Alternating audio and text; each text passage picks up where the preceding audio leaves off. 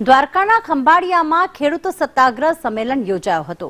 30મી જાન્યુઆરીએ ખેડૂતોને ઉમટી પડવા પાલ આંબલિયાએ હાકલ કરી છે। ચાલુ વર્ષનું પાક ધિરાણ સંપૂર્ણપણે માફ કરવાની પણ માંગ કરવામાં આવશે। તો દ્વારકા જિલ્લામાં 272% વરસાદ નોંધાયો છે તેવું પાલ આંબલિયાનું કહેવું છે।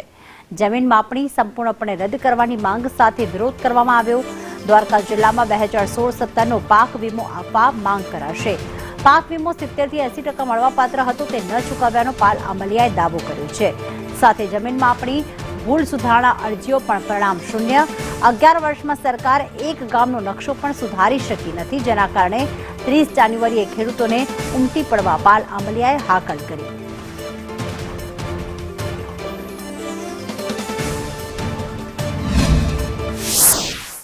દરેકને એક વાત સમજાવવાનો પ્રયત્ન કર્યો છે કે જમીન માપણી રદ થાય એ એકમાત્ર ઉપાય છે।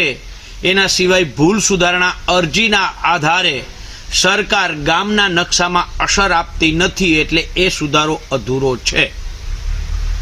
એની હારે હારે 2016-17નો પાક વીમો દ્વારકા જિલ્લામાં કલ્યાણપુર તાલુકામાં સરેરાશ 49%, દ્વારકા તાલુકામાં સરેરાશ 93%, ભાણવડ તાલુકામાં સરેરાશ 85% અને ખંભાળિયા તાલુકામાં સરેરાશ 80% પાક વીમો થાય એમ હતો, જે પાક વીમા કંપનીઓએ આપ્યો નથી। એનું 2018થી હાઈકોર્ટમાં લડત ચાલે છે।